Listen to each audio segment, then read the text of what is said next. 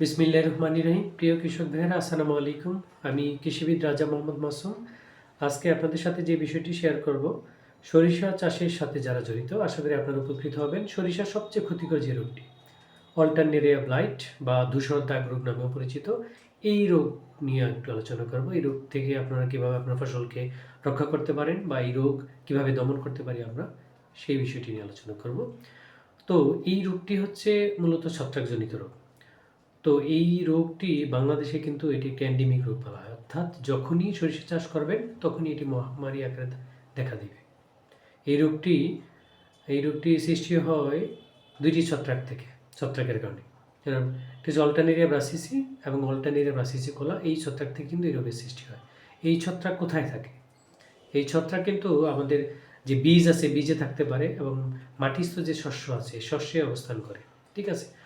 তো এই ছত্রাক যখন আপনার আর্দ্রতা বেশি থাকে এবং তাপমাত্রা মাঝারি থাকে, তখন কিন্তু এই ছত্রাকের স্পোর বেশি হয়, স্পোর উৎপন্নটা বেশি হয়। তো তখন এই স্পোরগুলো যখন উৎপন্ন হয়, তখন স্পোরগুলো বাতাসের মাধ্যমে বা পোকার মাধ্যমে এগুলো বিস্তার হয়, অর্থাৎ ছড়িয়ে যায় গাছের। আর এটা নর্মালি সরিষা ক্ষেতে কখন আক্রমণটা হয়? সরিষা চারা যখন বয়স 1 মাস হয়, নিচের দিকে যে গোড়ার পাতা, নিচের দিকে যে পাতা থাকে, এই পাতায় প্রথম এটা আবির্ভাব বা প্রথম দেখা দেয়, পাতার দিকে বাদামি দাগ। এই স্পটটা থেকে, অর্থাৎ এই ছত্রাকের আক্রমণ প্রথম দিকে গোড়ার দিকে পাতায় দেখা দেয়।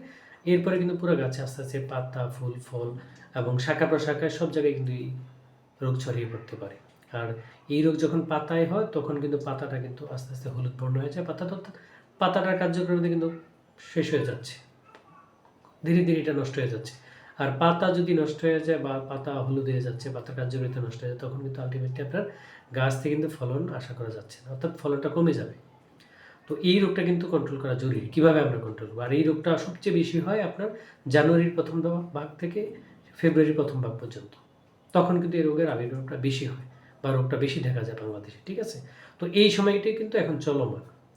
তো আপনাকে যদি প্রথম দিক থেকেই যদি আমরা এই রোগটা কন্ট্রোল করতে চাই, তাহলে কি করতে হবে? প্রথমেই আমাদেরকে বীজ শোধন করতে হবে। বীজ শোধন করার পরে যখন চাষ করার শুরু থেকেই, সেটা প্রথম থেকে বলছে, প্রথম বীজ শোধন করে এবং আপনি যদি মাটিও শোধন করে তারপরে আপনি এই সরিষার বীজ ফলান, তাহলে কিন্তু আপনার প্রাথমিক অবস্থা যে সংক্রমণ সেটা কিন্তু কম হতে পারে। ঠিক আছে?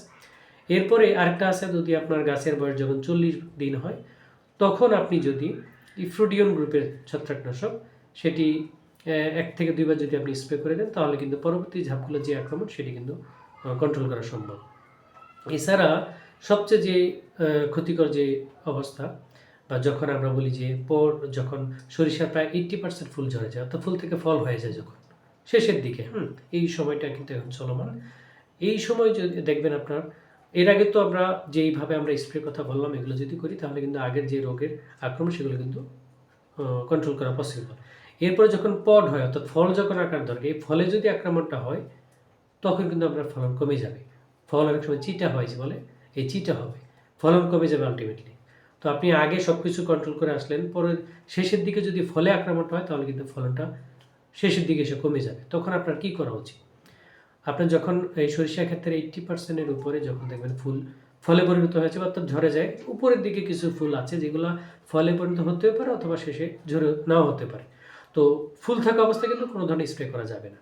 যখন অলমোস্ট 80%, 85% বা 90% ফুল ফলে পরিণত হয়ে যাবে, ঝরে যায়, অর্থাৎ ফুল ঝরে যায় বা ফলে পরিণত হয়ে যায়, তখন আপনারা একটা, যদি দেখবেন পডে আকারে বা ফলে যদি কোনো ধরনের স্পট দেখা যায়, এই অল্টারনেরিয়া ব্লাইটের স্পট, এইটা যদি আক্রমণ দেখতে পান, তাহলে কিন্তু আপনাকে একটা ছত্রাকনাশক স্প্রে এই সময় স্প্রে করা জরুরি। আর আদারওয়াইজ কিন্তু আপনার এই ফলনটা শেষের দিকে এসে কমে যাওয়ার সম্ভাবনা থাকে, কারণ এটা দিয়ে আপনার যখন আক্রমণ হবে, তখন আলটিমেটলি চিটা হবে, ফলন কমে যাবে। তখন এই জন্য আপনি ইফ্রোডিয়ন, এই সময় যদি আপনি ইফ্রোডিয়ন গ্রুপের ছত্রাক আছে, ব্লেজিং গ্রুপের, এইটা যদি আপনারা স্প্রে করে দেন, তাহলে কিন্তু আপনার এই রোগ থেকে এই সময়ে সরিষা ক্ষেতকে রক্ষা করা পসিবল। সাথে আমরা কি করতে পারি? অনেকে বলে যে এই সাথে আমরা অনুখাদ্য বা অন্য কোনো যদি ইউজ করে, অনেকে করতে চায়, কিন্তু এগুলো করলে কিন্তু আলটিমেটলি আমরা যে ফলনের যে আসার অর্থাৎ ফলনটা দেরিতে আসবে, তখন আপনার কিন্তু দিনকালটা বেড়ে যাচ্ছে। তো এই সময় কোনো ধরনের অনুখাদ্য না স্প্রে করাই ভালো। তবে আপনারা যদি আগে বোরন না দিয়ে থাকেন, বোরন সারে, তখন এই বোরনটা এড করতে পারেন। আরেকটা বিষয় আছে, আপনার এই জানুয়ারির 15 তারিখের পর এই সময় কিন্তু আপনার উত্তরের বাতাস বা পশ্চিমের বাতাস যেটা বলা হয়, এই বাতাসটা যখন বইতে শুরু করে তখন কিন্তু জাপ পোকার অ্যাটাকটা বেশি হয়। তো জাপ পোকার যদি অ্যাটাক হয় তখন কিন্তু আরও একটা প্রবলেম হতে পারে। ঠিক আছে?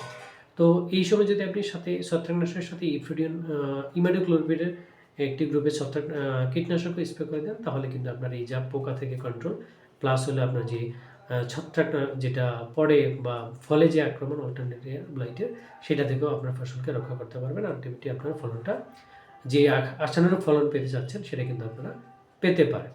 তো আশা করি আপনারা উপকৃত হবেন। ধন্যবাদ সবাইকে। ভালো থাকবেন। আসসালামু আলাইকুম।